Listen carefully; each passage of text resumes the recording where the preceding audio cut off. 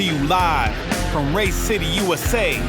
It's BlindSpotting, the NASCAR podcast from a fresh, personal, and blue-collar take. Race reviews, race previews, the latest news, and more. And now, your hosts, Michael Colbreth, Andrew Coates, and Travis Sherrill. Welcome back, everybody, to BlindSpotting episode 29. I can't believe it that it's been 29 episodes. My name is Travis Sherrill, coming to you once again live tonight from the Cottle Creek compound in Mooresville, North Carolina. I'm joined, as always, by my esteemed co-hosts, Michael Colbreth and Andrew Coates. Boys, how are you? Doing great.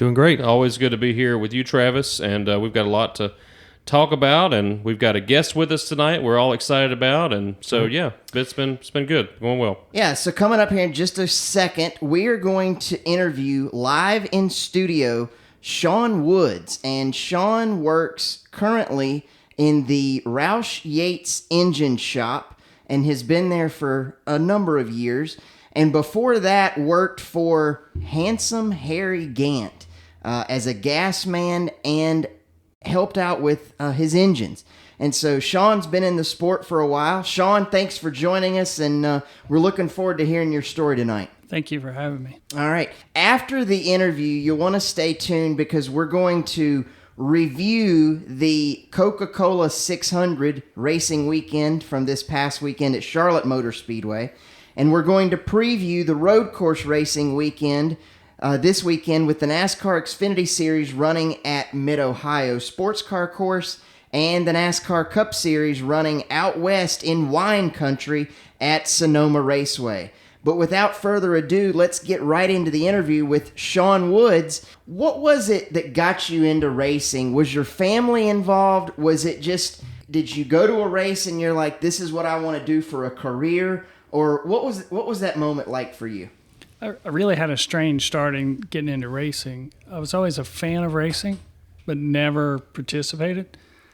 And right after I graduated from high school, I helped a friend of mine on his race car just locally at the Asheville Speedway. And I'd do that, and I'd planned on going on to college in the fall because I had taken drafting in high school. And I had a girlfriend, the engine blew up in her car, and I was changing the engine out for her and bent the shaft to the front wheel drive. A friend of mine said, go to this shop, they should be able to straighten the shaft to the front wheel drive. And I'm like, okay. So I go over there. Well, it was Precision Products, which Leo Jackson owned the shop. Right. I go in, didn't know Leo Jackson from racing, didn't know anything about it. So he straightened it for me, charged me $20. And when we go back to his office, he had a drafting desk there. And we start talking about drafting because I had taken drafting in school. And he's like, I don't know you and you don't know me, but I need somebody to make the prints that the machinists use to make the parts. And I'm like, I'll try it and see what happens. Mm-hmm. Well, so I started doing that. Funny thing is, he hired me to do drafting. The first day, he had me clean the whole shop from top to bottom. Well, I take that back. The first week, I cleaned the whole shop from top to bottom, the lights and everything. And I'm thinking to myself, this has nothing to do with drafting. Right. You know? But long story short, I did that it was almost a year. And I had basically ran myself out of a job. Mm-hmm. I'd done all the prints that they had for the machinist. And about that time, I ran some of the machines and I ran some of the stuff, but about that time in '89, Harry Gant started driving for Leo Jackson. Before that, it had been Phil Parsons. Okay, yep. In the 55 car with his brother, Leo and Richard Jackson. Okay. And so they needed somebody, I was early 20s, they needed somebody that's strong. I worked out a lot to help on pit road, pit crew stuff. Right. And so that's sort of how it started. I started just working on the race team, tearing engines down, cleaning parts. Then I started working on just the cylinder head side of it. When I first started there was only 5 of us in the whole engine shop. Wow. And we didn't have a lot of engines, so we were turning them around every week. And so it sort of went, that's how it started. It wasn't the path I thought I was going, but it was the path I ended up. And, 30 some years later, I'm still on that same path. Yeah, it sounds like it's sort of meant to be. I think Steve Letarte got his start cleaning the shops too, floors, if I'm not mistaken. A lot of guys. Davey Allison, we wanted to start racing. Bobby said, "Hey, you're gonna have to do all the other stuff before you get in the car." And one of the first things that Davey Allison did for his dad down in Alabama was clean the shop. I mean, here's a broom, son. See how bad do you want it? How bad do you want it? So a very similar start to a lot of folks that we've talked to and a lot of stories that we've heard. So they were racing before Harry Gant came along. And then Harry Gant came along, you said, in 89. In 89, yes. Yep. And did you grow up in the Asheville area? Is that how? I grew up in the Asheville area. Okay. And so started with your girlfriend's car blowing up. Did you have any engine experience before that? Because, I mean, I don't think any of us, if our wife's car blew up, I don't think any of us would start taking the engine apart. So what happened? But there had to have been something before that, or was you just like, I can do this? Well, my dad was always a mechanic, and he did mechanic stuff. So I knew that I had a fallback if I couldn't pull the engine out and put it in, that my dad could come and help me figure this out. Right. Yeah. Right. And a good thing and a bad thing is I was never afraid to tear something apart. Sure. Now, sometimes it was hard to get it back Maybe together. getting it back together. Right.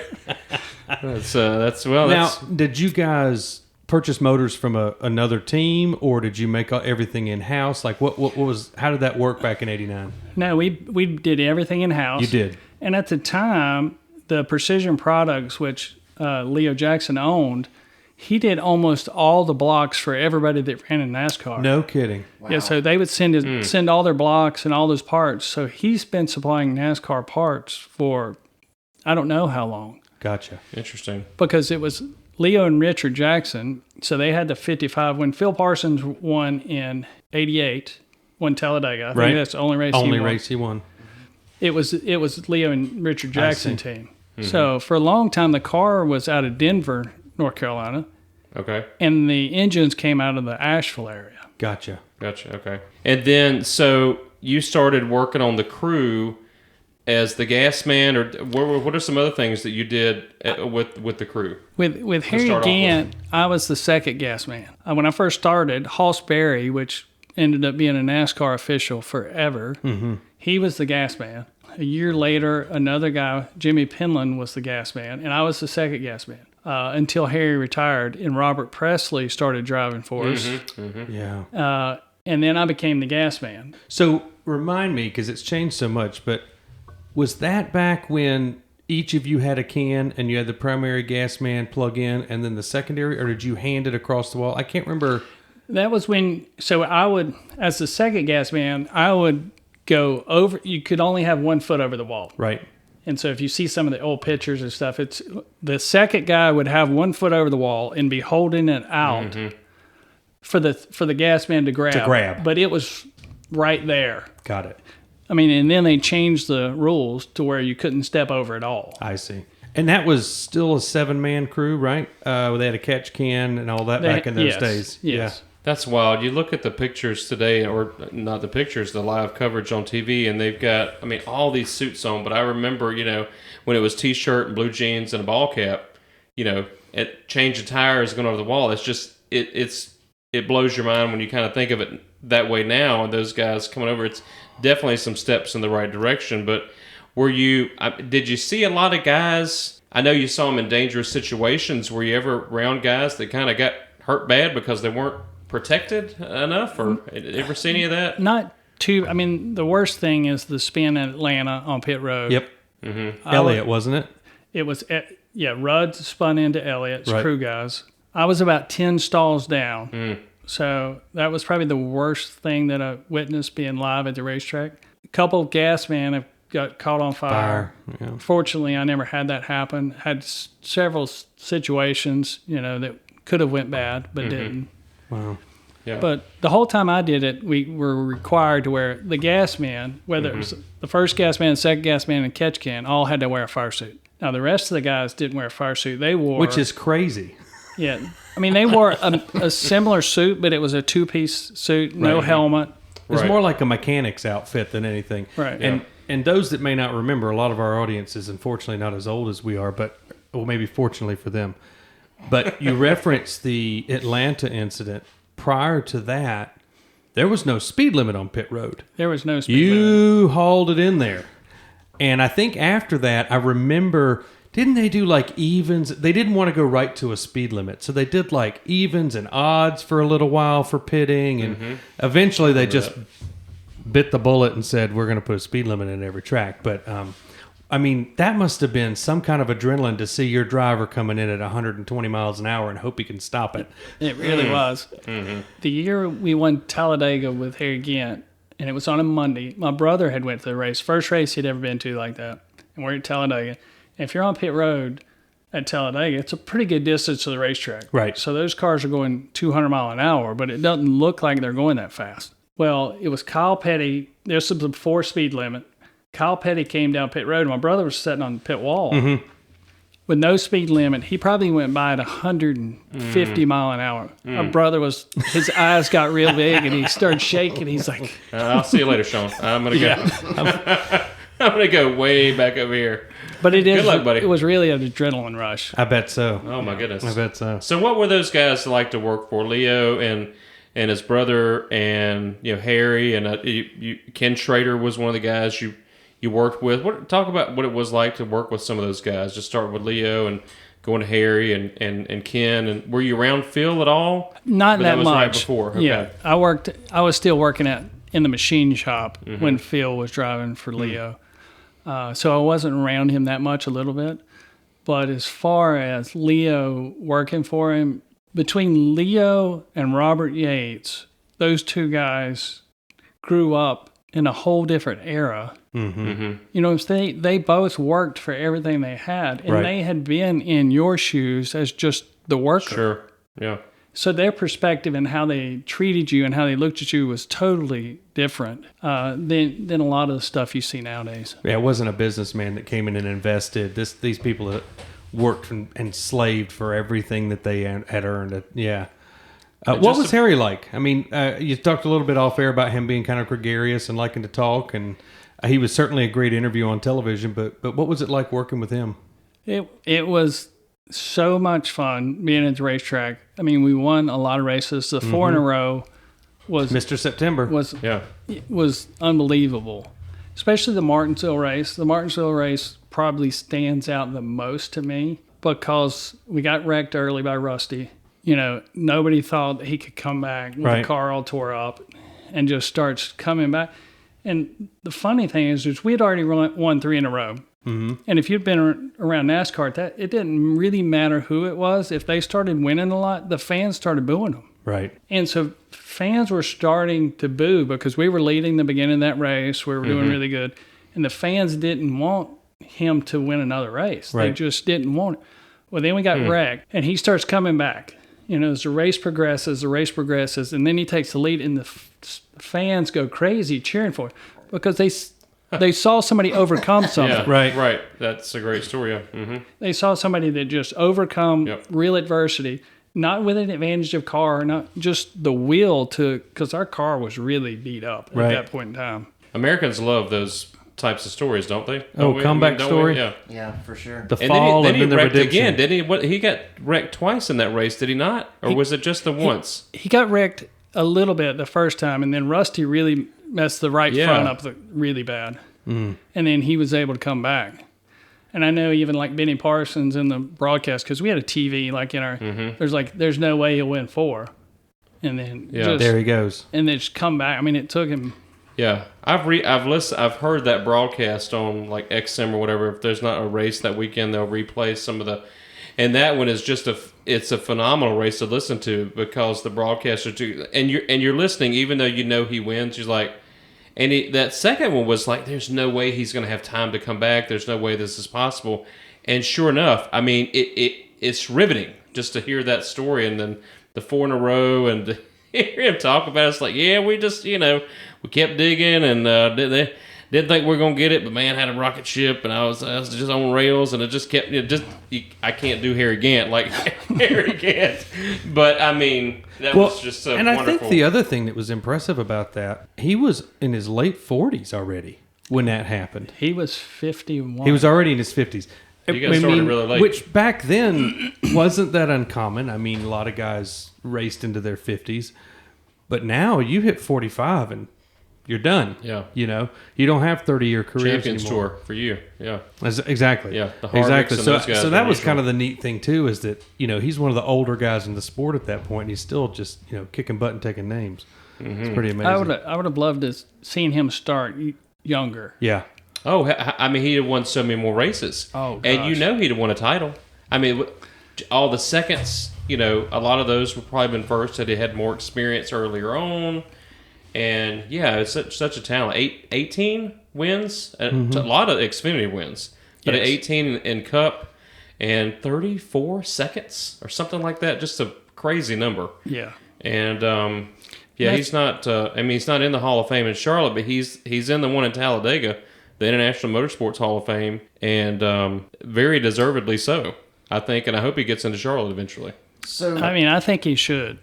I Yeah. mean, from my perspective, and you look at other people's career, not to take anything away from anybody else, but if you stack up his wins, Cup wins, Busch Grand National, Xfinity, you know, those number of wins, the number of seconds, and the years that he ran, right, I think he's way deserving. I think over 25% of the races he started, I want to say this was him, over 25% of the races he started, he finished in the top 5. That's phenomenal. That's really. I mean, that's Jeff Gordon numbers. Yeah, sure. Yeah. And he's on the outside looking in, but there's still a chance. I think one day he'll get there. I think he'll get there. Yeah. He was not going to toot his own horn. He's not that type of guy, but hopefully he'll find his way in. I hope. And during the race, you could tell quickly how good the car was and what he was capable of. Because if he was getting frustrated and he was getting agitated, you know you had a really good car. If he was really quiet, you know, he's like, I'm going to have to ride this one out, you know? Yeah, Gotcha. right. But He knew Interesting. early whether he had a piece that could win. yeah. No, But if he interesting. had any piece he thought could win, he would go to the front. And he loved it. The hotter it was, the worse weather that people thought it was for temperature, he thrived. Because in his mind, doing roofs for all those years and and continuing to do that even though he was racing, he had a mental advantage. Like, I can deal with the heat. This is not going to be that big deal. And people are wanting cool suits and just when they first started. Right. And he didn't want any of that. In his mind, he had an advantage over all those guys. Yeah. And he And did. they used to race. I mean, Talladega used to be in July. Daytona used to be July in the daytime. I mean, it wasn't like you were racing New Hampshire. I mean, it was hot, you know. And those cars, like you say, they didn't have the venting, the cool suits. They didn't have the fluid like they've got now. They didn't have even the sports drinks, right? I mean, you just got water when they came in, maybe some Gatorade. Right. But, you know, they didn't have the drinking systems and all the fancy helmets and all. It's amazing, you know, driving in an open face helmet in a 135-degree cockpit for 4 hours. You better love it. Yeah. Yeah. You better love it. So, Shaun, let's talk about you for just a second. What was the first NASCAR race that you ever attended? And then what was the first NASCAR race that you actually worked? Or were they the same? Or were they the same? And what do you remember about them? They were technically the same. I went as a young kid to Hickory Motor Speedway. My uncle had a race car there, and I watched him race one time. And I'm not sure if it was even a NASCAR sanctioned race.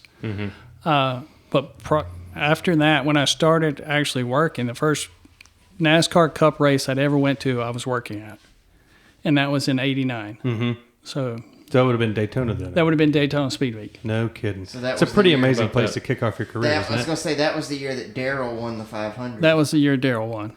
I remember watching. So Michael and I grew up Darrell fans, and probably started watching it religiously in the mid '80s. Like, whenever it was on. And every year at Daytona, this is his 14th attempt, his 15th attempt, his 16th attempt, and he was the Dale Earnhardt before Dale Earnhardt, Yes. and he didn't have a great car that day. Plus a mouth. And they stayed, Jaws. Jaws, yeah. And they stayed out and milked that sucker. And I remember that was the first race I remember just jumping off my couch and just being, I can't believe that it happened, you know. And then he does the dumb, icky shuffle. I was getting ready to ask if that No was one that was even Icky Shuffle. remembers that because it was the Bengals in the Super Bowl about, a month before doing the Icky Wood shuffle. But yeah, that was an interesting an interesting race, And that, for sure. That was also the same year at the All-Star race that he and Rusty got into it. my And he goodness. told Rusty, I hope he chokes on that $200,000. That's right. And that was not televised. No. And I remember listening to it on the radio. I was at that race. Oh, were you really? I remember that was And he spun him in turn 3. 4. And that picture was in Days of Thunder. I saw that picture on Twitter not long ago, and it was said this because up before that, Waltrip was kind of a not a villain, but kind of he wasn't beloved. He wasn't, and that one event turned Rusty into a villain, and Waltrip into a hero. Somebody you pulled for. Because I mean, it was that moment, just like that. It really was. I mean, that was frustrating. Yeah. As a fan, to see that, but I digress. Who's to say what we would have done in Rusty's situation? Hopefully, what Ty Gibbs did this past weekend to do it without touching him. But we'll get into that later. Yeah, that was impressive. Turn a car around with just the air was pretty amazing. Yeah, Travis. So let's talk about your career now. You work in the engine shop at Roush Yates. Explain to the listeners what you do there. Right now, I manage the cylinder head department. And what does that entail? What is that something different every week? Y'all are making engines for who all are you? You're making engines for. We do engines right now for all the Ford teams, right? All the Ford teams. So Stuart Haas, Penske, Roush Fenway, Front Row, and the Wood Brothers. Just Cup, or do you do Xfinity and trucks? We do Xfinity. No trucks. No trucks. Yeah, because they're the Elmore engines. Yeah. Oh, that's right. Yep. Right, that's just Chevys and Toyotas, aren't they? The and trucks? Oh, they have Fords. Do they have Fords too? Yeah. Okay. Yeah. All right. For some reason, I was thinking it was fewer makes. But anyway, so going back to the cylinder head. So what is that? I mean, so what does that process entail? Because I don't know, and most of our listeners wouldn't know. I know that's part of the engine, but take us kind of through the process of making a cylinder head, testing it, and then how do you know it's ready to go out the door? The whole thing. That process has changed so much since I've been in. Because when I first started, like I said earlier, I was washing parts and cleaning engines up. And then I went from that to working on the cylinder heads. Well, then everything was hand ported. So you would have to lay it out. You would port it. I mean, it would take you weeks or months to do cylinder heads. Wow. The cylinder heads that we won 4 in a row with Harry Gant was the first set of cylinder heads I did by myself. No kidding. Yep. How about That's that? amazing. That is really cool. Yeah. Do you have one? I do not. Oh, no. No, I do not. But that set of heads was Brodix Pontiac heads is what it was. And they were 22 degrees, and we rolled them to 18 degrees. So we did a lot of welding. Oh, so, okay. We had to do a lot of welding to the manifold. And so that was like the 4th manifold I'd ever done by myself. Wow. So it was really neat. But all of that was hand ground. Like those 4 wins in a row, we had to bring the engine back every week and rebuild the same engine. We didn't have another one like it. Wow. Just because the time process to do that. Well, fast forward till today, everything is CNC ported. So everything, all your port layouts are done on a computer. A little handwork, but not near as much as what was done then. And then you'll make a model, and then you'll scan it, and then it's ported. And then you just put the metal in the machine and close the door and let it do it. Correct. Right. And then you build your cylinder head, like you've already done your flow studies, and then you'll build your cylinder head, you'll put it on, and then you can make so many changes so quick as far as port designs to test a lot of stuff. You could not test anything like back in the day like you can now, just because of how quick you can get your product. So do you guys just have R&D? I mean, not just you, but the industry. I assume there's engineers in some dark room with a AutoCAD machine and trying new ideas out. And I guess, is there a separate R&D cylinder head portion from you, and you just do the performance parts, or is it all under you? Do you know I'm asking? Like, you're talking about making changes and making updates in design. Does the R&D kind of come through you as well? It does, and it don't, the way we have our shop set up. So for a long time, I was in development. Okay. So I was in the development part of that. But now I work on the production side. But we do a lot of support work for the development guys. We have a couple guys that work in the development just on the cylinder head side. So when they make changes, then we will help implement it into the system. Got it. But Interesting. With a lot of engineers and a lot of stuff on that side of it. So the ports, and I'm completely ignorant when it comes to engine building.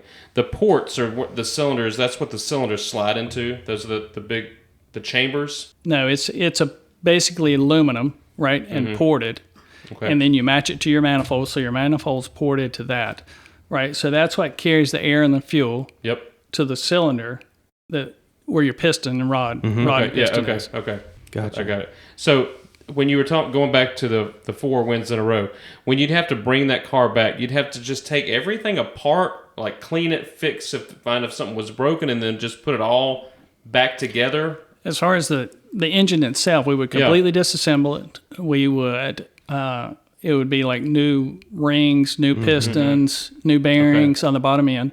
Cylinder head side, I would take the cylinder heads, I would take them apart, do a valve job, and then go back through and reassemble new valves, new springs, new locators, new retainers. Wow. All that stuff would be rebuilt every week. My goodness. Right. That's And back some in those pressure. days, carbureted engine. It was all carbureted engine, Right. Right. and you usually had to be at the racetrack one day earlier, Thursday or Friday. You had a short turnaround. Had a short there. turnaround. Yeah.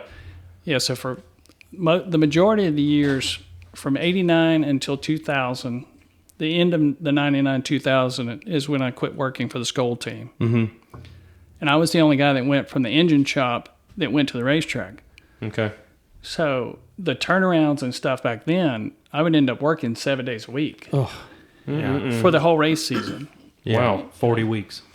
Yeah, and then when Andy Petrie bought the team, he had some Busch cars also. So we would work the Busch races and the Cup races. So You know, for some of our younger listeners or people that have not followed the sport as long, you never or very rarely see anybody's engine detonate in the top series. 20 years ago, you ran around for 3/4 of the race because you didn't want to push the equipment and blow out a transmission or, like I say, blow up an engine. Has the reliability, is that better parts? Is it better design? Is it the CNC is less, it's more uniform? Like, what's been the biggest leap forward in terms of engine reliability? Or is it all of those things together? it's really all those things together. I mean, a big thing is when NASCAR stepped in at the time when I first started, and for a lot of years, there wasn't a compression rule. Mm-hmm. Right? So you could run higher compressions. And with a carbureted engine, it's real easy to go over that edge. Right. But now it's less horsepower. I see.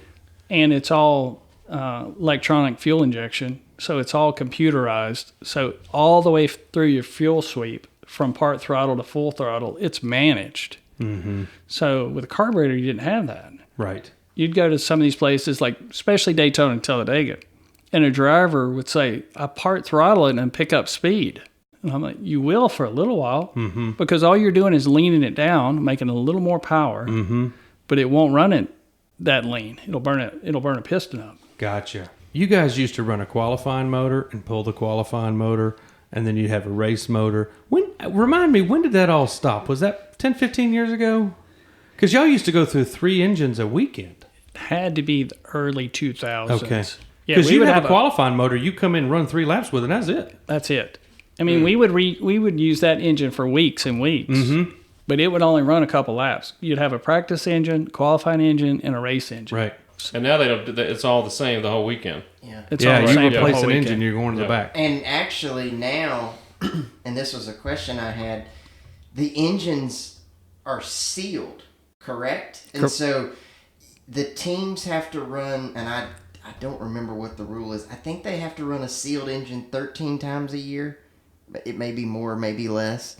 But basically what that means is they have to run an engine twice before it can be torn down, unless it's a race-winning engine. So what is that process like? Like, NASCAR's the one that seals it, correct? Or is that something that you guys do? No, NASCAR puts their seal on it when it Okay. goes to the racetrack. Okay.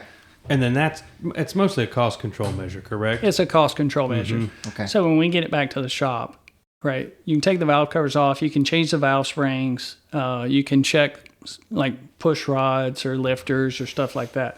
You just can't take anything apart as far as can't pull a head off. You can't Replace bottom the actual end. arm. Yeah, okay. You can't do anything on that. No replacing the crankshaft or any of that. Correct. Interesting. And it's just for cost savings. And even, I mean, I think all the series are doing that. I mean, we talk a little bit about Formula One on here, and they have an engine rule.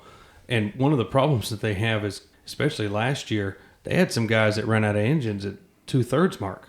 So, it's like a 15. You take a 5 grid penalty, then a 10 grid penalty, then a 5. Well, once you hit 15, you're at the back. Yeah. And so it kind of became a little bit of a joke where they kind of jumped the shark a little bit on terms of how many engines. But some of the smaller teams, like if you allow cost to be no option in NASCAR, just like in Formula One, you're going to have 4 or 5 teams. You got to keep a full field. Now, they may not always win or may not even be that competitive, but every once in a while there's some good guys. And, the 4-plate tracks, there's always some new faces up there. And, you don't want a series that's just got 3 teams in it. You got to be able to keep cost control. Otherwise, you'd have the same team winning every week. Well, yeah. I mean, it'd just be the Rick Hendrick series or the Joe Gibbs series. Yeah. But that's one of those things. I don't think we'll see that all season long. But yeah, you're right. I mean, you like the Rick Wares and the, they're out there. They're not going to win, but it's at least they're able to compete cost-wise. Otherwise, if they were having to bring 3 or 4 engines to the race, they wouldn't be able to do it. Right. They would only be at just a handful. Which So speaking of engines, we've had a couple people we've been fortunate enough to interview that work for Robert Yates. Tell us a little bit about Robert. I mean, we never met him, but we have our impression of what a amazing man he was. But tell us your impression of Robert Yates. I really enjoyed working for Robert. He was just so down to earth. And when he would come up and talk to you, very rarely was it about the race thing that you were working on. It was, he wanted to know what was going on in your life, and he would eventually get around to cylinder heads or whatever. But he was really interested in you as a person, and how you were doing. Like I said, his perspective on being just a family man working for somebody else and the struggles that can be, he had that perspective. We had Raymond Fox III on a few weeks ago. I'm sure you guys have crossed paths because he was in that shop for a long time. Yeah, when I started working there in 2000, I went to work for Robert Yates in 2000. He was there then. And his father died when he was a teenager and spoke about how Mr. Yates was like a father figure to him. And he and Doug were real good friends and ran around a little bit together. But almost exactly what you said. The priority wasn't, what are you doing? It was he genuinely wanted to know how you were doing. What have you been up to? How's your life going? We've had so many people say that about him. Fortunately, he's no longer with us, but I mean, his legacy is incredible. Well, I think it speaks also to what builds a good group, a good team. Yes, there's an objective. Yes, there's those kind of things. But when people feel like you care about them and care about them outside of their day job, they're willing to go twice as hard for you. When that's sincere, and that's the thing that I think has come across when we've talked to different people, is that it seemed like Robert had this ability to just get to know folks and really care about who worked for him. And then that was like, I got to work for Robert now. He expects this of me, right? Right. Yeah. That's neat. So fittingly, we're coming up on Sonoma this weekend, and I believe your last race on the road was Sonoma, and Ricky Rudd won that race. Can you kind of talk us through your transition from being on the road so much to not as much anymore? What was that? What brought that decision on? Was that something that you chose to do, and why was that decision made? Or can you walk us kind of through that? Yeah, it was an interesting transition for the fact that at the end of the 99 season with Ken Schrader with the Skoal car, he was leaving the Skoal car at the end of that year. Ray Evernham approached me about coming to work for him. This was when he was just starting the Dodge team. Right. So they approached me about running his cylinder head department for that team. So I thought about it, and I'm like, not sure if I really want to move out of the Asheville area. Our shop was in Hendersonville when Andy owned the team, but I'm like, I don't really know what.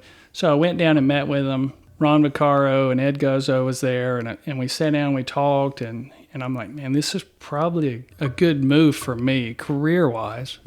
So went in, talked to Andy, put my 2-week notice in.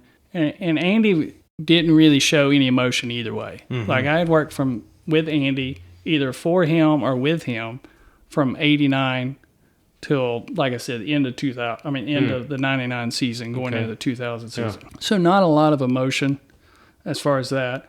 I went and talked to Jerry Vest, which was the head engine builder for Andy at the time. told him what I was doing. He's like, I don't blame you. It's a good career move for you at this point in time. Mm-hmm. So I put in my 2-week notice. I worked a week of my 2-week notice, and Andy he figured out where I was going. And him and Ray are friends. So it caused a lot of conflict there. I see. And so I ended up not getting the job with Ray because of the conflict it caused, because they're friends. I went back later and talked to Ray. I'm like, Ray, you called me. You knew you were friends with Andy. Yeah. Right. Yeah. So, but it didn't work out. And so I didn't work. I went back to work. I was still at work. And I was so frustrated that I had to do something different. So I was at work at Andy's. And I walked into the main part of the shop, and Andy Petrie was standing there, Jerry Vess, Steve Bartdahl. He was the general manager. So I went up and shook their hand and told them it'd been nice working for them, but that I was done. Mm-hmm. So I left. Wasn't sure if I was going to have any more career in racing. Wow. So I went and talked to a lot of people. I had several offers to continue traveling and take care of engines at the racetrack. I had just been married, so I'd been married a little over a year, and I really wanted to stay in the shop. Right. So I didn't work for 6 weeks. I'd been down and talked to Doug Yates. Talked to him. I knew several guys in that shop. Doug knew my face from the racetrack for so many years, but really didn't know what I did. Right. Just familiarity. Yeah. Correct. So he knew my face. I talked to them. They weren't sure what they were going to do. Well, Nick Ramey did a lot to organize and run the engine shop at that time. And they were in Vegas that weekend. I was at home. I went to church. On the way from church, the message at church that day was like, write down your prayers. And I'm like, just answer my prayers, send me a direction. Well, in that time, Nick had called my house and talked to my wife and said they wanted me to come back and interview again. How about that? So March 13th, 2000, I started to work there. Wow. That's incredible. That's a really cool story. I mean, That is a cool You really story. took a leap of faith by doing that. Literally. You just felt that I need to go and do this, and the chips are going to fall where they fall. And I really wish things had worked out different, honestly, with Andy. I mean, I really think because at the time I was traveling, and all the guys that came in on either Saturday or Sunday, like I took care of hotel, making sure that everybody, because I had a company credit card, I rented all the cars, made sure everybody had hotel rooms, and then I worked in the engine shop, and I was the only one that traveled from the engine shop. Right. If he would have just said, I really want you to stay, I need you to stay, you're important to me. It might have made a difference. Sure. But I don't think that was the direction God was wanting me to go. Right. I think he opened the doors that needed to be open and shut the ones that needed to be shut. Well, and I guess looking back on it now, you're glad you didn't go with Ray, right? Because that didn't last very long.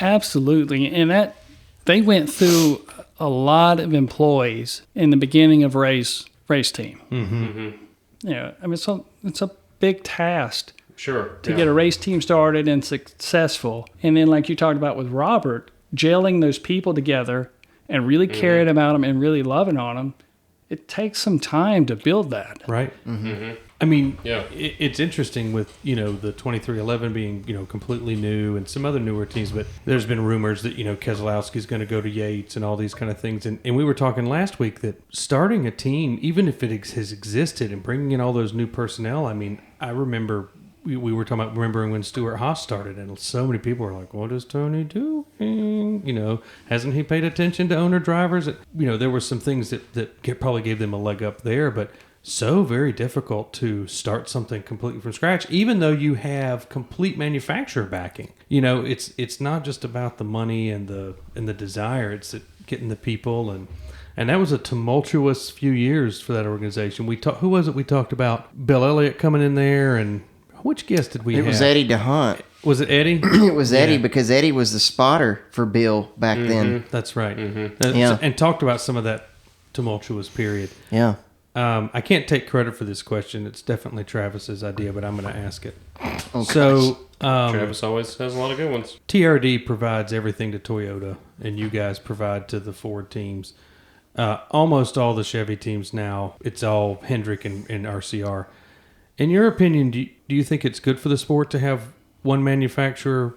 I mean, all the manufacturers have one engine supplier, or do you kind of think it's better back like it was 15 years ago where people built their own stuff? I'm really on both sides of that because I love the small team engine shop and letting 10 or 12 guys get an advantage. But the rules are so tight now that to get a real advantage is not like it used to be. Right. And like at one point in time when Robert Yates and Roush were separate, and I worked for Robert, even the testing, even the data back to Ford was not completely legit because people were trying to get an advantage from Ford's favor.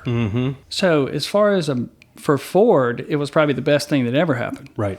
Because then they have to supply parts and technology to one team Yep. instead of having to split, and two teams want to go completely different directions just because they're opposed to each other. That's right. Roush, the cat in the hat, still team owner, still very important to the sport. You don't see him at the racetrack anymore. Is he still involved on the back end? Do you guys see him, or is he off doing his thing? I mean, the reason I ask is he was such a staple for so many years and so visible around. Just curious if, do you guys ever interact with him, or? He's at our shop occasionally, but I don't see him near as much as we used to. And he's getting older and slowing down. Correct. He's 79, I think, Yeah, is what which I is understandable. read. Yeah. I just He needs was to go curious. up there and work with Harry Gant and get back in shape. I know. Maybe Harry can have him paint some fences. Put some roofs on. So there's one incredible stat with you that is just mind-boggling to me. 186 wins in the Cup Series, 2 championships, and numerous truck and Xfinity wins that you've been a part of, either as an engine builder or a gas man. I want to talk about, those are mind-boggling statistics, and congratulations on all of that. But I want to talk about, as fans, we see the relationship between the driver and the crew chief and the owner. What's the relationship like between the driver and either you as a gas man or you as an engine builder? Is there a relationship there? What's that like? When I traveled to the racetrack and actually communicated with the drivers on the engine side and on gas side, that I had a really good relationship. Like with Robert Presley, I flew with him every week.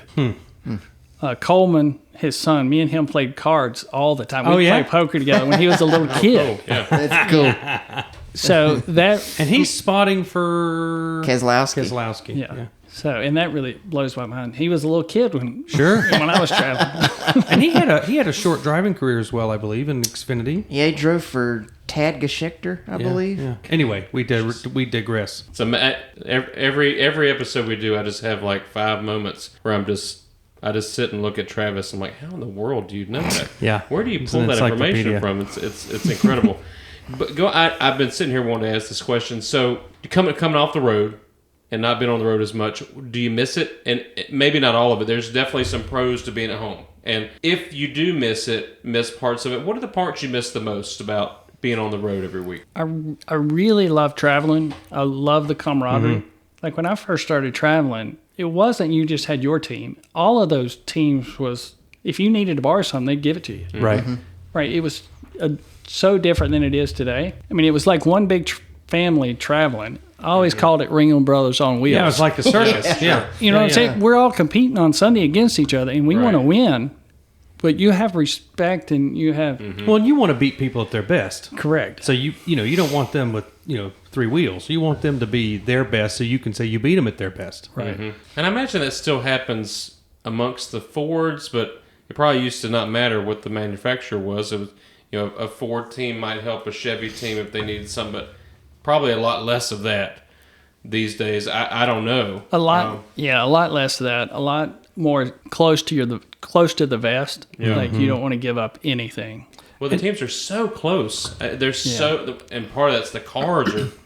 Other than the tail light stickers and the front grills and the bow tie or the Toyota or the Ford, you take that off and they look very similar. There's just not a lot of difference between between the cars. When you were traveling, I'm interested what your favorite track to go to was and what your least favorite track to go to was. Probably still today. Probably my favorite track is probably Dover. Really? Oh, okay. Okay. Surprisingly, when you go down into turns 1 and 2 in Dover and see those cars go through the corner, it is amazing how fast they're going. And you just can't, that's one of the few tracks that you can really appreciate the speed and what the driver's actually doing. Okay. Never gotten that take from anyone else. That's pretty cool. And that's a neat, because they do go down, literally down in the corner 2 stories and then up out. I mean, it's a fascinating racetrack how it's built. And like you say, they're turning 165 mile an hour laps. Now I want to go. I want to go just more than just to see the monster up front. I want to go see this now, because you don't get that effect on TV. You don't. And the Cup garage is right in 1 and 2. Oh, okay. So in practice, you're right there. You're right at the track, and it is amazing how fast they go there. Cool. And Gant used to run a high line there, and then high, wide, and handsome. Yep. and he was diamond it there. coming off the corner. And that's back He when was it was good there. That was back when it was asphalt, I believe. That was when it was asphalt. And that's all. Wasn't that also when they used to run 500 500 miles? miles. That race would take longer than the 600 to run. Yes.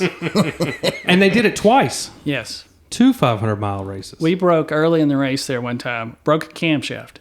And it was early in the race. Well, there was no way to get out of the racetrack. Right. So we just took the engine apart, replaced the cam, and went back out. Might as well Why not? run, right? What else are we going to do? Yeah, absolutely. What about your least favorite track?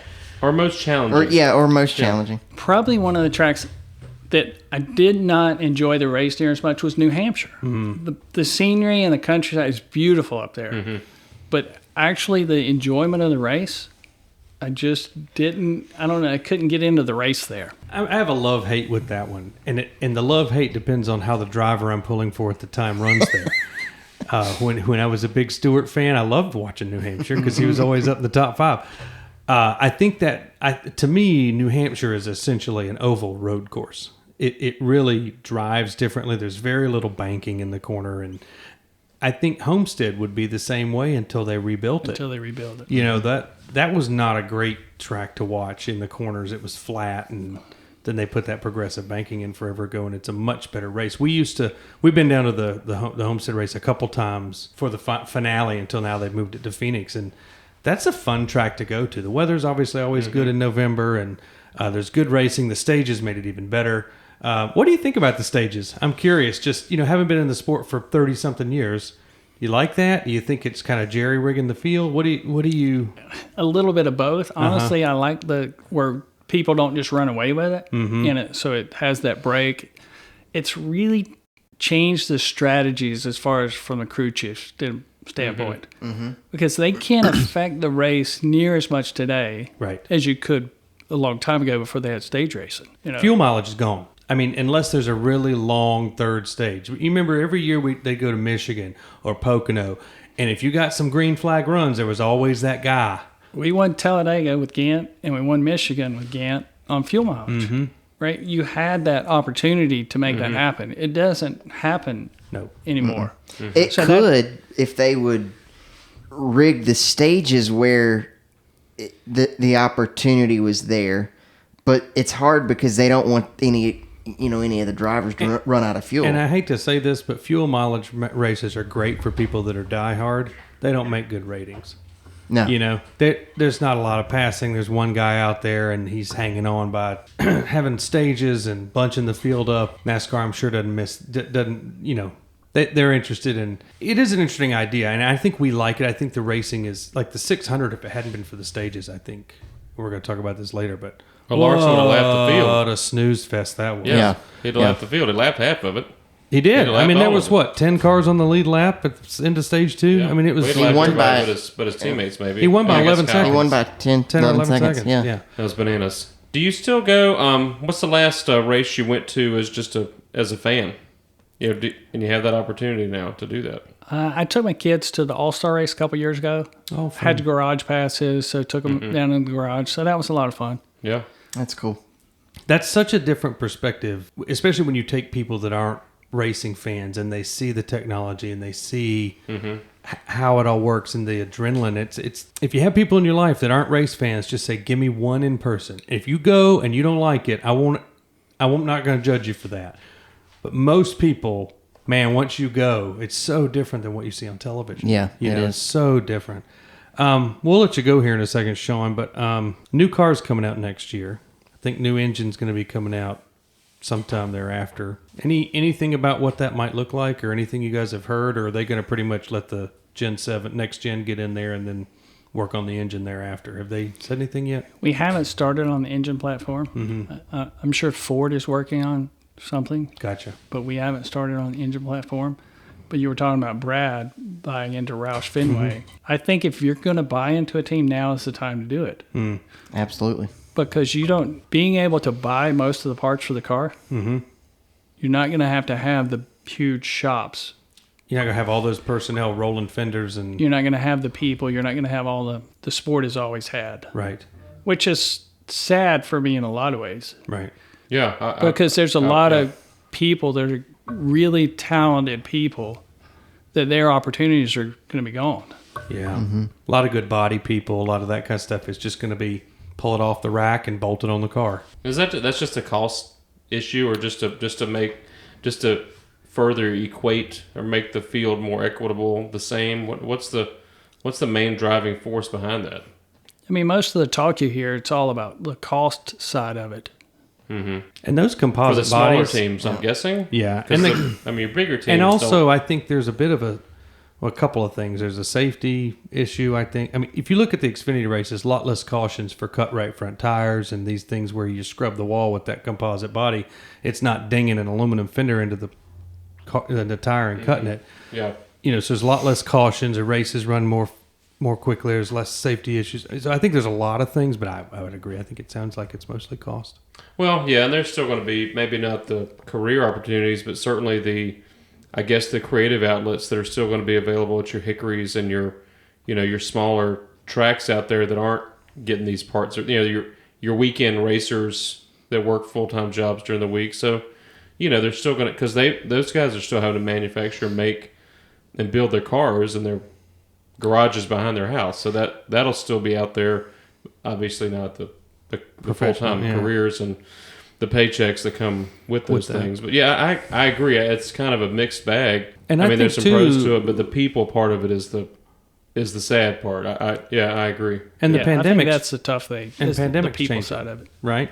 You don't need. How many more people did they send to the racetrack 2 years ago versus how many they send now? Correct. I don't think you're ever going to go back to what you were. Again, from a cost perspective, the big teams could send as many as they wanted, but I think they've learned that you're not getting a ton of return on investment with that. You can really run a more skeleton crew, and Well, especially when they don't have practice. And they don't have qualifying. I mean, that's really changed that part of the game a lot. You don't need all those. Well, Now, you need your engineers, you need your setup guys to make sure you roll off fast. that's right. But And I think, too, we'll talk about this with Charlotte in a little bit, but I don't think a coincidence that practice and qualifying for the first time in a while in the racing was a snooze fest. Because those guys had sessions to tune it in, and one of them hit it right on. Whereas when you unload off the truck and put it on the pit lane to start the race, everybody's behind the 8 ball, and you're lining up based on last week's points with some other variables thrown in. 600, it was line them up based on fastest speed, and then the 5 car decided to drive into the sunset. right. and we'll talk about it. And I was down there on Saturday at the Xfinity race, and also got to see the Cup qualifying from a fan's perspective. That was extremely exciting to be able to see that again. To see those, and as they're moving down the grid to run those qualifying laps, there's a ton of guys around the car, with rolls, and the crew chiefs were down there. The guys were pushing the cars down the grid, and were there to get this car set up, and the drivers were there. I really enjoyed seeing that again for the first time. The Xfinity qualifying was fun to watch, and we talk about the 5. He was fast on Saturday too. That's true. I mean, he put a good lap together, and but I like the qualifying because I think it gives a guy who may be 25th in the points, if they can he can start up in the first couple rows and not getting the crap that you get in get into every week, that they're always mired in the back. So I think there's still a place for qualifying, and I hope that it doesn't go away Or completely. an Xfinity or truck team that can have a road course ringer come in and get them a top Sure. 5 and make him a big paycheck. Now he's got to start 31st. He can't start on the front row because there's no qualifying. Yeah. I'm not sure it makes as big a difference in the Cup Series, but Maybe in those not. other series, Yeah. I think it makes a big difference. I enjoyed it. And I'll just make this point, and then we'll move on. You look at a team like Jordan Anderson Racing this year in the Xfinity Series, brand new team. They've only made like 1 or 2 races. I think they missed Daytona because they didn't make qualifying, and then they made the race at Coda. And then this weekend they're going to make the race because they've got Josh Berry in the car. Right. And he makes the race because he's a previous race winner.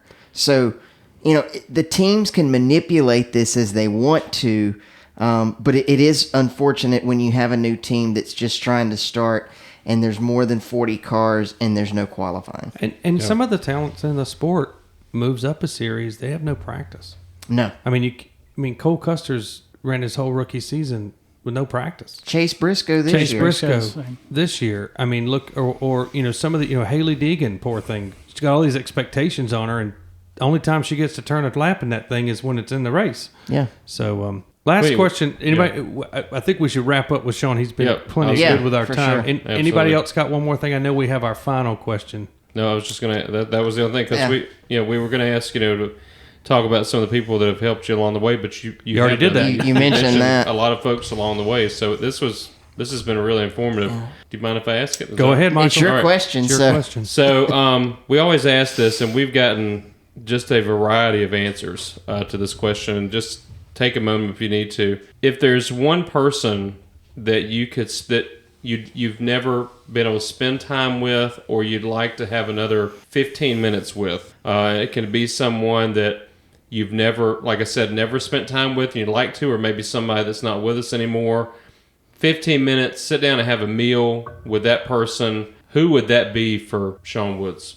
Man, I'm not sure. We've gotten that answer a lot we have. because there's so many people that you've crossed paths with, and so just somebody you never. I never got to meet that guy, and I'd like to just pick his brain for a little while, or girl, or whoever. It could be racing or not racing. Could be Lou Gehrig. On Maddox. National Lou Gehrig Day. Yeah. Is it really? Yeah, it is. I did not know that. Yeah, he died 80 years ago today. How about that? How would you have liked to have been the third baseman that got hurt when Gehrig came in? Because he didn't come out for another 2,000 games. Is that Wally Pipp? That might have been. No. Nah, I don't know. Somebody else. Gehrig played first. Yeah. Was it I first? think it was Wally Yeah, he Pipp. played Yeah. first. Anyway, Oh, I'm thinking Ripken. Sorry. Yeah, you're I'm thinking thinking Ripken played short. He played all short right, and Sean's third. had time. He's had time to come up with something. I think if I could pick one person today to sit down and talk to, it would be Donald Trump. Really? Wow. Just because businessman, Yeah. gets things done, doesn't really care if he hurts your feelings or not. He's there to get something done. I don't think we have enough people that have enough backbone to get stuff done anymore. Interesting. Okay. That'd be All a right. fascinating conversation. That would You'd have be- some stories to that tell would- us. That Yes. would be fun. If that Yeah. ever gets to happen, you got to come back on and tell us what he had to say, and then ask him if he'll come on with us. That's right. Yeah. Yes. Yes. That'd get us some listeners, It Yeah. would. Just a probably, few. or burn the house. I'm happy down. to go not to sure. Mar-a-Lago Sure. and tote Yes, these on microphones location. down there. I was going to say, we'll go down there, won't we? Well, that's a good answer. Yeah. I didn't see that one coming, and a lot of people in this day and age would hesitate to say that, even if it was their answer. So kudos for to you. you for having Yeah. the courage to whip that one out there. Yeah. Absolutely. Travis or Andrew, I'm sorry. Did I speak over you? Nope, we're good. Oh, can I? Oh, I spoke over you, Sean. I'm sorry. I was just going to add this thing. Going to the NASCAR Hall of Fame. Yes. A lot of fans go there, and a lot of people should go there. But I wish they had a place that had the victory lane photos of the people that have worked it forever. Mm-hmm. The biggest thing they have owners and drivers and crew chiefs. Mm-hmm. Mm-hmm. But they always have a victory lane photo of all the guys that were there. Mm-hmm. I wish they had even a computer directory where you could go in 1982, Darlington, Yep. and pull up a photo of the guys, the driver, the owner, the crew people there. Yes. I just think that would be so, because some kid that went in 89 to the race and said, with his dad, said, man, that guy won the race. Who all was there?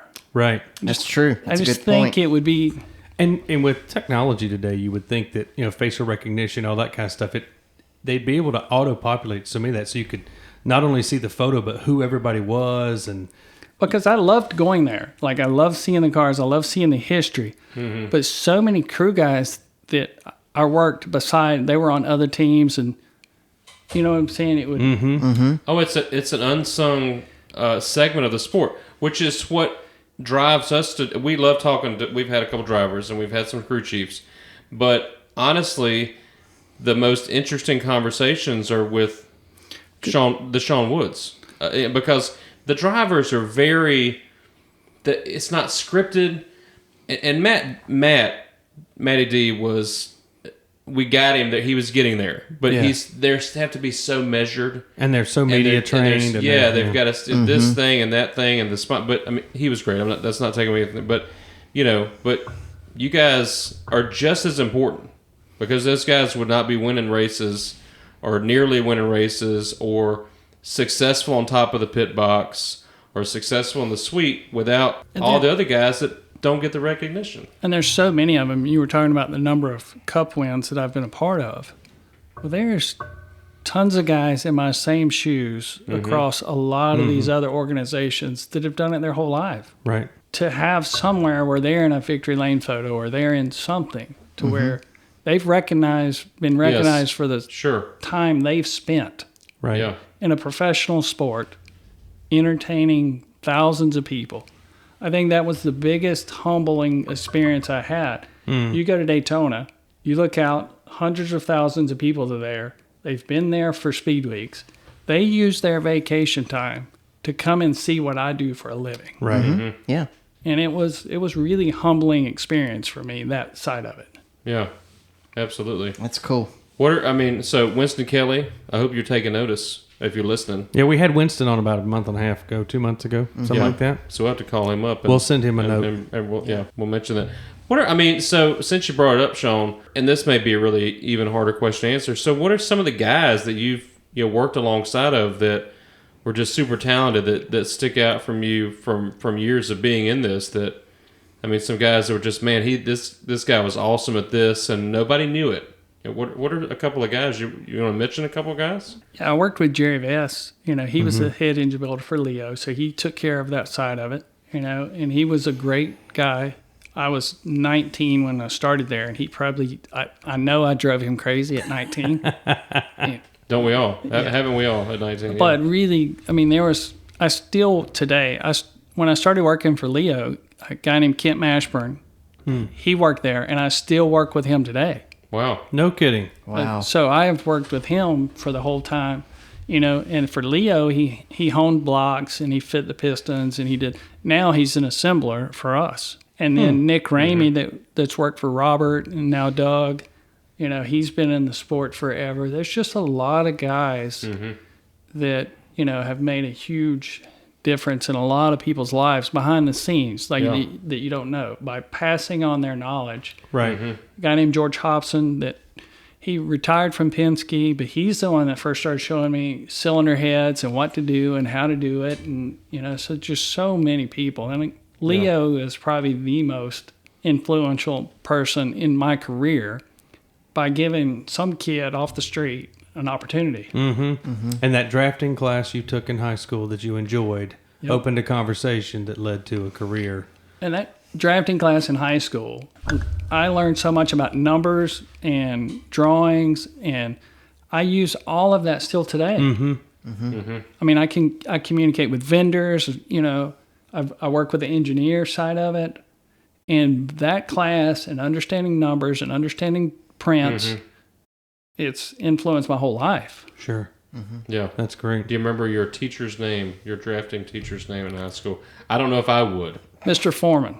Well, there you go, Mr. Foreman. That's it. Yeah, all right. Who was the guy that did it in Mooresville? A lot of guys. I think Nail. David Nail. Dr. Nail. Or Dale Dr. Jr. Nail. Mr. Dale Nail. Jr. and Rodney Childers both took that class together. I think that's where their friendship started years ago in that class, in the drafting class. Yeah. Yep. I forget. I think Rodney told that story when he was on Dale's show, not our show. But that's cool, man. Yeah, the drafting has led to a lot of racing careers. But yeah, what are the chances of that? Walking in there for, I don't know where that girlfriend is these days. I don't know if is that's not the one you married. No, sir. Yeah.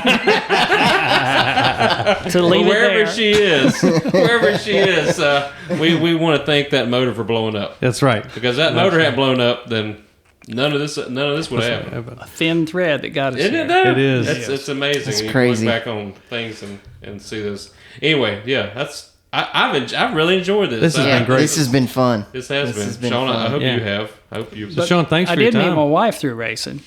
Well, tell us that story. tell us that story real quick. Because she's going to want to make sure you told this story. Yes. So her dad came to work for Leo, Okay. 94. I think it was 93, 94. Her dad came to work for Leo. She had just graduated from high school. He was moving down from Maryland. He started working there. I was 25. She was 17. I don't know what her dad was thinking, but that's how I met my wife, through racing. No kidding. Wow. And so her dad worked in the shop. He worked on the car side of Okay, it, and yep. I worked on the engine side of it. But he went Yep. to some of the races and stuff like that. Yeah. No kidding. How about that? Wow. And then a couple years later. And they say arranged marriages don't work. And she's still very supportive. I mean, I remember when I think I talked to her first, or she told me first, and she was very, very supportive and very excited when she was talking about your career. We started kind of talking about this in church that led up to you coming, and she's very proud of what you've done. She really enjoyed talking about it. So I think that's super important. We had Fox on here, very same thing, because it's hard when you guys are on the road and gone a lot. You've got to have that person. So we still need to do a show about wives, and how they're affected and effective both by the sport and their husbands that are Sounds like a round in the table. sport. I think so. Well, I think we've got two. We've got we can get Miss Fox and Miss Woods, and Yeah. Get Lori in here. Yeah. Kelly ever says yes, we'll get her in here, and Yeah. we'll see. It'll be quite a show. Yeah. We'll just sit back, That's right. just turn the mics over. Yeah. That'd be good.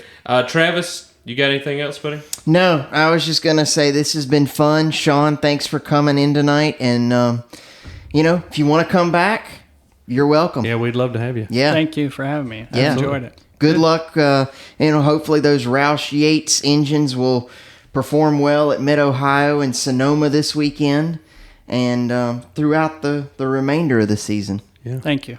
Absolutely. We'll be pulling for you guys. Yeah. Awesome. So thank you, Andrew. You got another? Nope, we're all good. Okay. Yeah.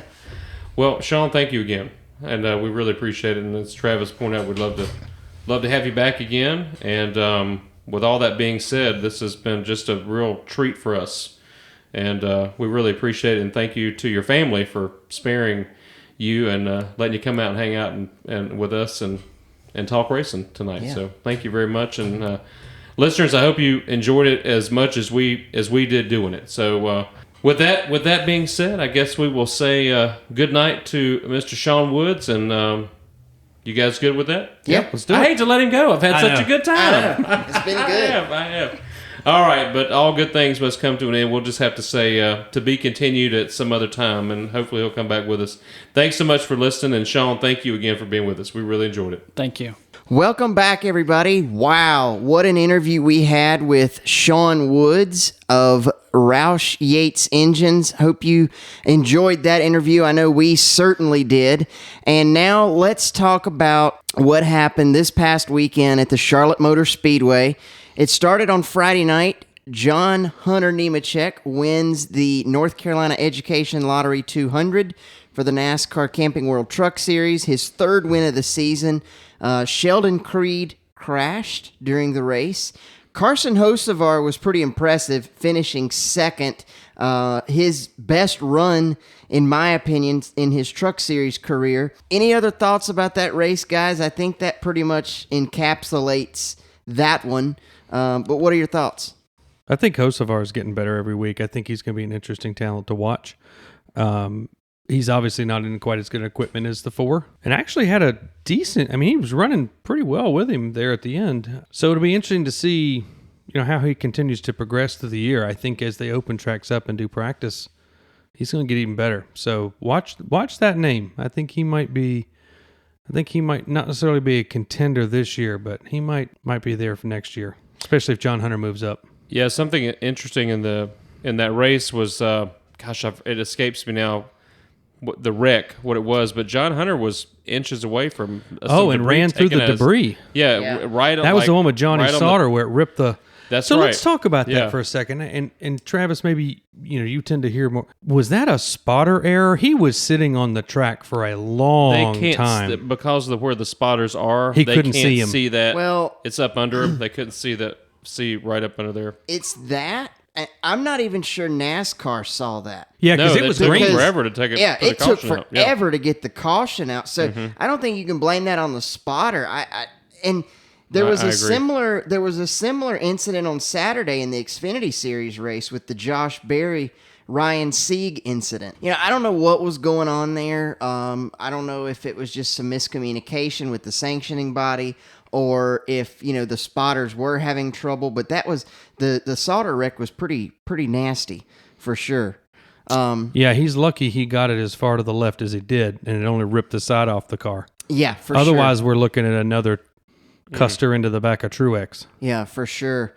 Any other thoughts on Friday night's race? No, I would have liked to have seen Creed remain in the race. I'm still not really sure what happened. It looked like just a typical slide. I guess they tore something up in the suspension or something. I'm not sure why that took him out of the race. I would have liked to have seen him at full strength and in the race. I think he had something for John Hunter that night. He had a good truck and finally had a full truck worth of sponsorship, which was nice to see for Sheldon. More than $15,000 worth? I believe it was. Yeah. Interesting. I believe it was. So it wasn't Camping World. It was, I forget who it was.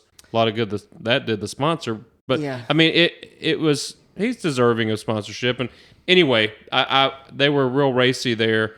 I think he won the first stage or something. He won the first stage. Yeah, won the first and then stage. he was out. So I would have liked to have seen him there at the end to see if he had anything for old John Hunter Nemechek. But that's all I got to say about that. Saturday saw a doubleheader at Charlotte Motor Speedway. You saw the NASCAR Xfinity Series and the ARCA Menards Series under the lights on Saturday night.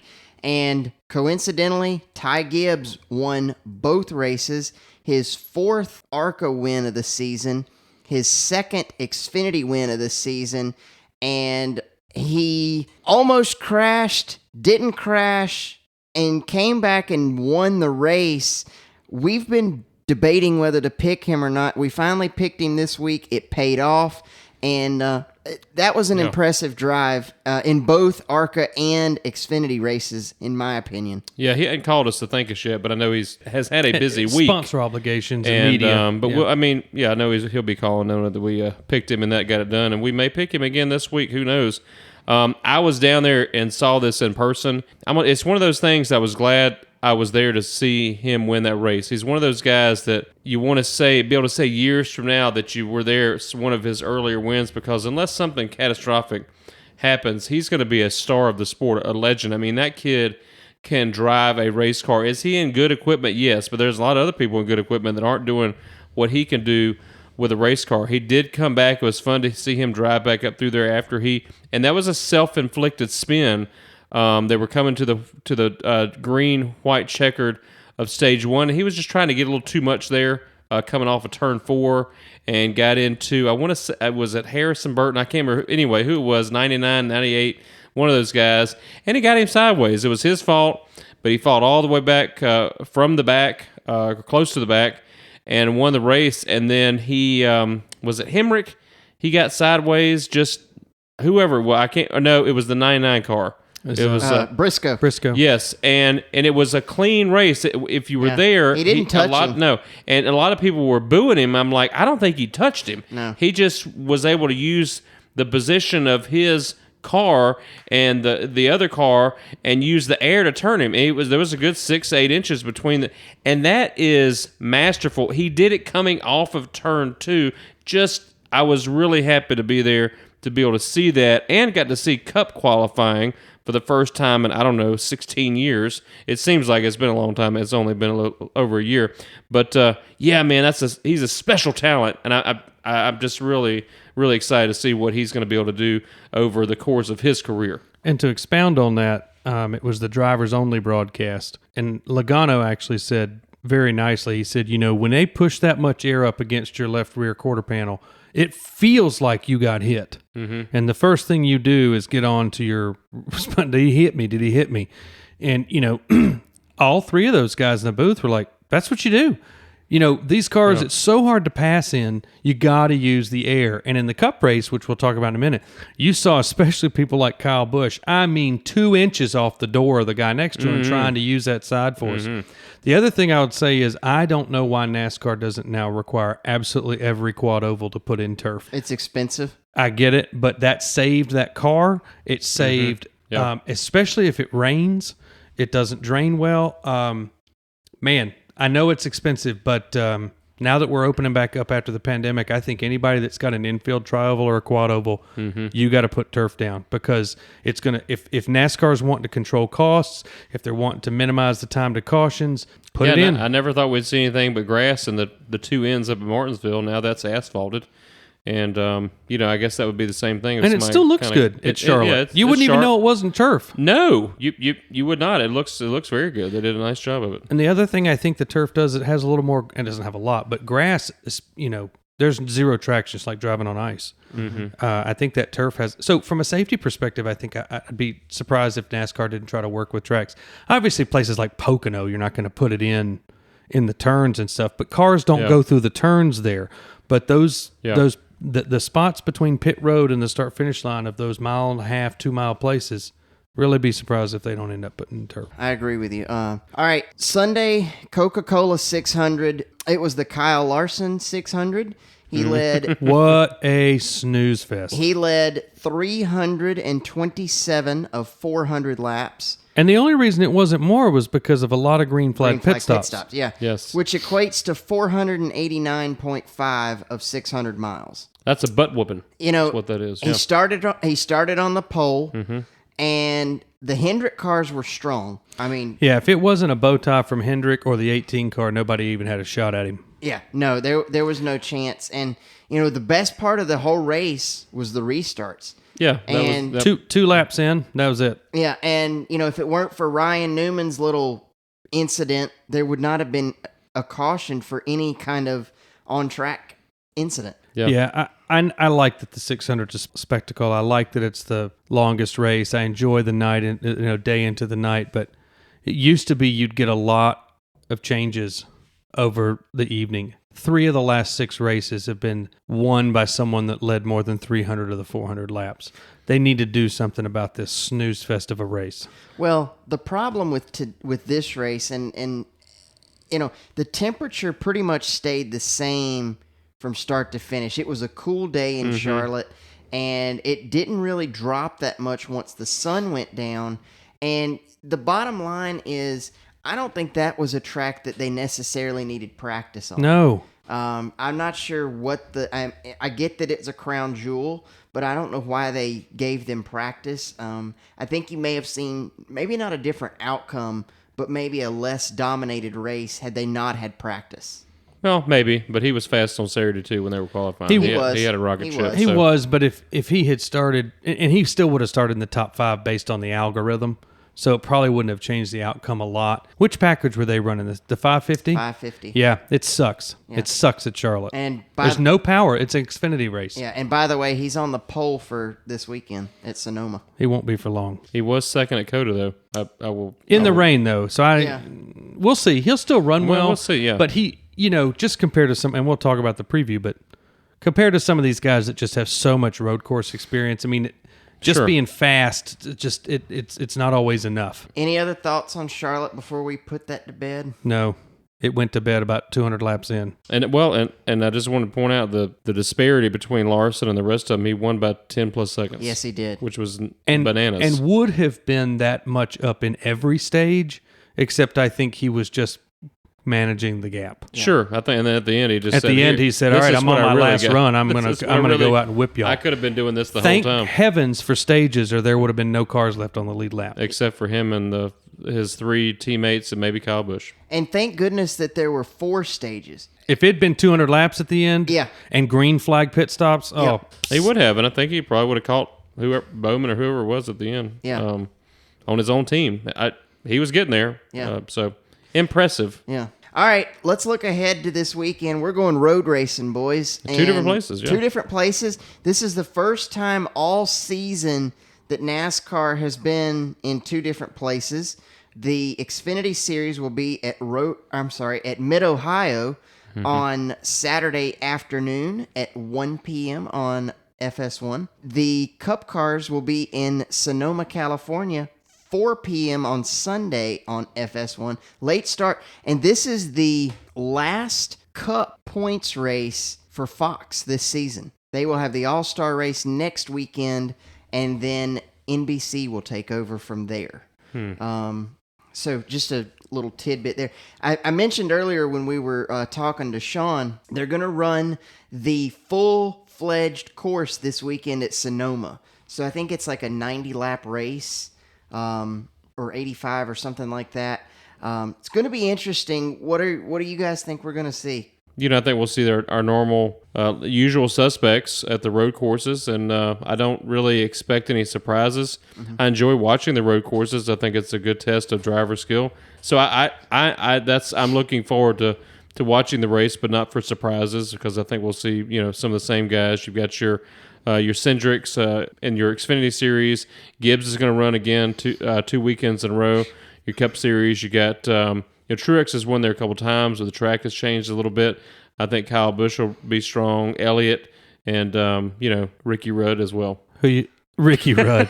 You gonna take Rusty Wallace? What about Jeff Bodine? All of them. Throw them all in there. I think Ricky gets it done. I think Mid-Ohio always puts on a good show with the Xfinity guys. I expect to see some chaos. I expect to see bizarre pit strategy. Not bizarre, but guys pitting before the end of stage 2. And you're going to see comers coming up through the field because there's more disparity between the top teams and the non-top teams. I think that'll be a good race. In terms of Sonoma, adding the extra turns, so they used to go into turn 4 and then skip over to turn 7, and they would miss the carousel. I think a couple of things there. One, the carousel, if it runs anything like it does in Indy, it's downhill, and it's kind of like the one at Watkins Glen where it's a nice big sweeping turn. So there's going to be some handling that has to handle there. You can do some different lines. And what it does, though, is it maintains the turn 4 right-handed braking zone, not quite as long coming out of the S's, but then you've got down the drag strip and into turn 7. So you may have gained an extra passing zone here, depending upon the run you get up through the S's and the run you get off the carousel. So hopefully that'll make it more interesting because as you may know, really there's 2 passing zones at Sonoma normally, which is turn 4 and turn 11. So I'm excited that maybe now there's 3 instead of 2 because otherwise there's not a lot that goes on in those races. Yeah, and I just wanted to make one point about the Xfinity race at Mid-Ohio. You won't see a lot of pit strategy. They're going to have modified pit stops at this race because the Cup crews are going to be out in Sonoma. So each team is only going to have, I believe, it's a crew chief and 4 pit crew members. So they're going to pit them at the end of each stage? So they're going to pit them at the end of each stage, and I believe it's going to be like the Bristol Dirt Race. Maintain position. That if you come down, you take tires, and then you have to take fuel, or they may do it all at once and just do like a 3-minute pit. I'm not sure how they're going to do that yet, but they haven't they haven't released that information. Well, I hope that doesn't affect the racing because I know that's one of the best parts about road course racing is your pit strategy. That's one of the few levers you can pull. Yeah. So hopefully it'll still be a good race. All right, we want to do picks? Yeah, let's do them. All right, Travis, who you got Xfinity, who you got Cup? Why are you making me go first? Because I want to be you. Well, then fine. I will take the good ones. All right, go. Who you got? I'm going to take the 7. Okay, for Xfinity. And I'm going to take the 18. So Allgaier and Kyle Busch. Michael? You go. I'll make it difficult for me. I've got something in my mind that seems too easy, but if Joey you wanna, Gase? if you want to pick it, I always go with Joey Gase. I'm going to take the 19 Truex for the Cup race. He left the 9 on the table for you He's won the last 2 at Sonoma. And then I'm going to take the 22 of Cindric Interesting. at Mid-Ohio. Okay. He left you Allmendinger and Elliott, Michael. I'm going Ty Gibbs, man. You crazy? Okay, Ty Gibbs. Y'all did Ty Gibbs again. All right. I would have gone Cindric if you hadn't. Or Daniel Hemrick. Does Daniel Hemrick run pretty good on road courses? I'd like to see him get a win. I would love to see I him get a mostly win. want to see him get a win so they quit talking about it. Yeah. I don't know. I can't remember. Well, I hope Daniel Hemrick wins. I mean, or Ty Gibbs. I hate to very say talented. it, but Hemrick has those kind of days where he'll lead some laps, and then 5 laps to go, he'll spin out running third. Yep. I mean, I hate to say that, but Well, it's like you going out to a club and you're having a great time with this girl, and you're drinking and she's drinking, but then you drink too much and you make a fool of yourself, and she goes home with somebody else. It's kind of like that. Who's your Cup pick, Michael? My Cup pick for the Sonoma Raceway in Sonoma, California. You picked Kyle Busch, didn't you? yeah, you're getting Cody Ware? And let's see, Travis, you had who? Truex. I had Truex. Huh? Is there any other good road racers to pick from? There's one obvious one. No, there's not one that's won Bill 5 Elliott. of the last 6. Bill Elliott. Bill Elliott. Bill Elliott. That's my Okay. pick. His son Chase. His son Chase. Are you going Tim Richmond? Well, I would if I could. Darrell Waltrip? I would if I could. If I could, sure would. Nah, I'll go with the 9. You know, That's a good pick. why not? I'm gonna leave him sitting there. I don't usually like to go with the obvious ones. What I think he's going to run well out there, but I would not count out Kevin Harvick. They're still building. And I'll tell you, I expect the 11 to run pretty well. I think all those Gibb cars are going to run really well. Yeah, we might. Yeah. I'm eager for a surprise. I enjoy seeing people we just don't expect, and maybe we'll get that this weekend. Sometimes you get that at a road course, so I'd be okay with that. By the way, the weather looks good in both places this weekend. Sonoma's beautiful. I'd like to go there sometime. In Sonoma, it doesn't rain that often this time of year. It's supposed to be in the mid-80s in Sonoma on Sunday, and Ohio. Lexington, Ohio doesn't look half bad either. So Well, that's good. don't think we'll see rain tires this weekend. I'm totally okay with that. All right, boys. Anything else? No, just want to go over our upcoming schedule. We don't have a guest for next week. Andrew's going to be out of town, but Travis and I will be with you, and we'll be talking about what we saw on the road courses. I'm sure we'll have a lot of interesting conversations to have. On the week of the 16th, we're going to have a very special guest, Lenny Miller. He and his family had a race team for years based out of Concord, and Lenny is an African-American, and he wrote a book, Racing While Black, and he is going to be joining us to talk about the book and his experiences owning a predominantly African-American race team and in a predominantly non-African-American sport. And that's going to be very interesting to have that conversation with him. On the 22nd of June, we're going to be joining forces with In the Marbles, and we're kind of going to be doing a joint show with those guys. They put on a strong content, strong show out of Charleston, South Carolina, and we've been on with them, and we're going to join them on the 22nd. That should be a lot of fun. So that's the rest of June, and that's exciting. Always good to have folks to talk to. Yep. That should be fun. Well, Andrew, we will miss you next week. Be safe in your travels. Don't do anything we wouldn't do. And we will welcome you back on the 16th. And Michael, have a good weekend. Everybody out there, enjoy the racing from Sonoma and Mid-Ohio. And we will see you next week right here on BlindSpotting.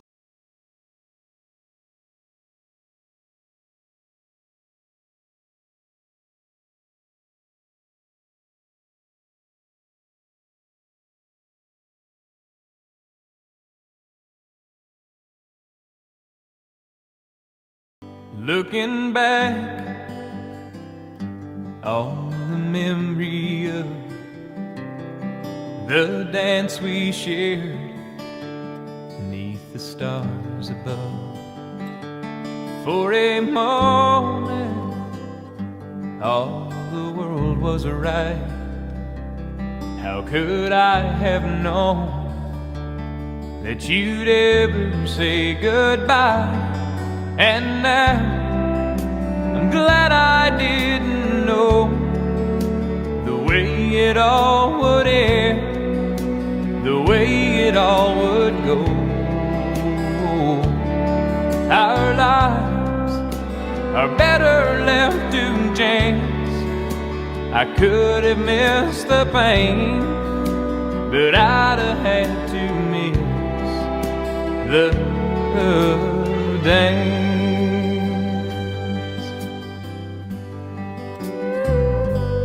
Holding you, I held everything. For a moment, wasn't I the king? But if I'd only known how the king would fall, hey, who's to say? You know I might have changed it all. And now I'm glad I didn't know the way it all would end, the way it all would go. Our lives are better left to chance. I could have missed the pain, but I'd have had to miss the dance. It's my life, it's better left to chance. I could have missed the pain, but I'd have had to miss the dance.